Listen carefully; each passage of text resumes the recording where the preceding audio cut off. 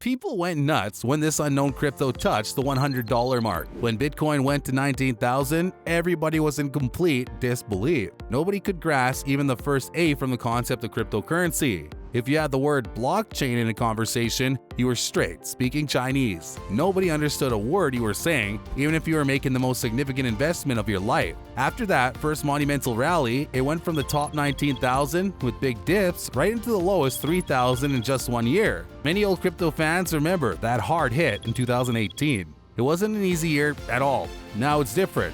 There's further understanding of crypto, there's so much information, courses, and a deeper understanding of what crypto means in the ecosystem. Besides, just by looking at that chart, you can see in a glimpse what you're getting into. These radical bull runs and bear markets are forever embodied in the price action. Today, we're looking at a more sustainable market, more liquidity, and an overall market cap of $2 trillion. Many things have changed since 2018. Liquidity has increased, panic set in, and we have those new regulatory wins. So this $40,000 price is just the tip of the iceberg. At the convention at Bitcoin in 2022 in Miami, abruptly, everybody went crazy. Two of the most radical hedge fund managers, Cathie Wood, CEO of Arch Investment, and Michael Saylor, CEO of MicroStrategy, Bitcoin will reach 1 million by 2030. There are 7 years until 2030. Let's do quick math. BTC is around the $40,000 mark if it goes to 1 million, so it's merely a 2,400% increase. And if BTC does a 4-digit percentage, imagine how other altcoins will do. My calculator kind of just broke here by calculating my 2030's Cardano.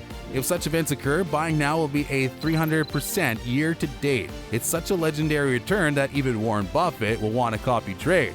There's an essential lobbying backstage since regulatory wins are in Bitcoin's favor. A year ago, the US Treasury Secretary talked about Bitcoin differently than it does now.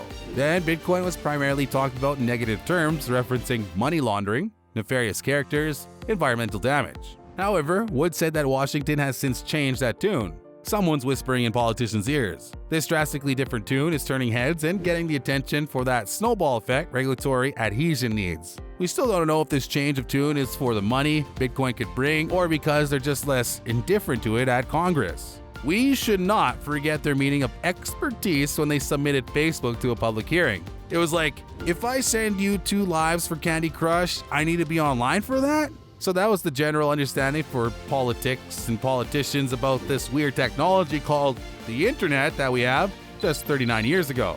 If we don't have the time to understand at least something that has been working every day for 39 years, we can't expect much from crypto that has, only 13 years on its belt.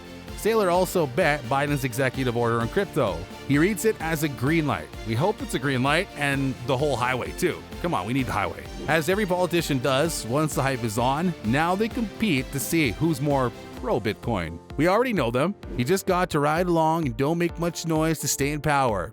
Netflix told us that. That announcement to regulate Bitcoin could be the natural stone to massive crypto adoption, just a sign that institutional investors are waiting to jump in. Gary Gensler, head of SEC, has asserted recently that BTC is not a security. The only thing such a remark accomplishes is that Bitcoin stands out even more than it already does among its peers, which gives it an edge over traditional assets. And the market, it's just like your favorite grocery stand. The more product stands out, the more likely people would, buy it. Bitcoin with paperwork in order could be a whole institution in itself. Although there's a discrepancy between these two market makers. Cathie Wood says the tech innovation will create enormous deflationary pressures to offset the Fed's money printing.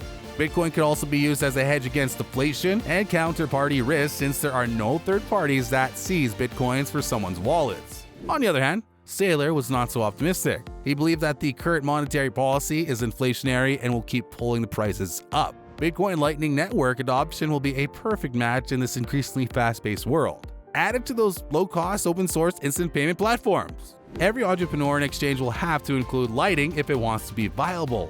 And to think that it all started with those blocks as Cash App and BitPay for driving adoption to new standards, Lightning could also expand to stable coins when adoption gets to be mainstream. A Lightning Network is a second-layer technology applied to Bitcoin that uses micropayment channels to scale its blockchain capabilities, a speedway to bring Bitcoin to Earth and increase adoption on a massive scale, thus removing friction for every customer. Adoption will never be a tangible reality if we keep using Bitcoin for charts or wild guesses about its prices on Twitter. It'll be a reality when everyday Joes use it at the supermarket. Oh, Joe, you're paying for those burgers with Doge? We cheer for you. In those little adoption details, it's when Bitcoin could reach 1 million, because you don't have $1 million worth coin without that fundamental change in everyday culture. It's a slow process, but it's beginning to take shape. Kathy Wood Hedge Fund sees BTC at 1 million and quotes, "We don't need much. All we need is that 2.5% of all assets are allocated in Bitcoin." This ray of hope for the future of cryptocurrency has an important impression in developing countries where inflation is a hard reality. People need to have crypto in countries with heavily devaluated currencies. But unfortunately, in the developed world, it's often just nice to have crypto. There's this radical distinction between those two adoptions. According to Gemini's 2022 Global State Report, crypto evolved from a niche to an established asset class. Such is the adoption in developing countries where most crypto owners are from Brazil or India. The study of over 30,000 people in 20 countries have proven that inflation and devaluation are primary drivers for crypto adoption. In emerging markets, the probabilities of buying Bitcoin are 5 times more.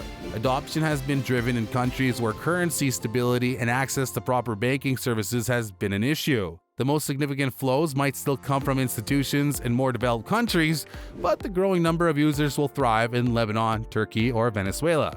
Inflation is a crucial factor to emphasize adoption. However, on a fundamental level, investors and entrepreneurs recognize the benefits of crypto assets. You can't look away from an instantaneously accessible, traceable, and low-cost transaction option. Add potential capital gains to the equation, and adoption is just a matter of time. Still, a shadow of all these benefits persists. 39% of survey respondents said that legal uncertainty around cryptocurrency, tax questions, and general education deficit could affect adoption, while 56% of Africans think they need more education to understand cryptocurrencies. Is Bitcoin the future of money? Overall, Brazil and Indonesia are the top 2 countries in crypto ownership. The most substantial support is in Brazil, Nigeria, and South Africa. The fewer were in Denmark and Australia. A world crisis gives visibility to crypto benefits. Ukraine has solicited 100 million in crypto donations since the war began. This real-world demonstration of decentralized money and its benefits has the potential to turbocharge wider adoption of crypto as a medium of exchange moving forward. This was a successful stress test for crypto, especially for the residents in emerging markets. The future of money is cemented in developing countries, and it has logic. When the official currency you use every day suffers inflation and devaluation, it's only logical to use crypto as a utility to escape those structural problems. Bitcoin in those macroeconomics is seen as a straightforward currency replacement. This adoption is generally not the case in the developed world. It could change through regulatory clarity and education. The future of crypto, with the upcoming mainstream adoption in emerging markets like India, with 1.38 billion people, is one example. It's a clear indicator that a new era lies ahead of us. But the important part here is, what do you think? Bitcoin at 1 million? Is it reasonable, or are we just going bonkers? Let us know in the comments below. Hit that like button for the YouTube algorithm, we'd appreciate it lots, and subscribe to get all the updated information on everyday crypto and the following videos. Take care.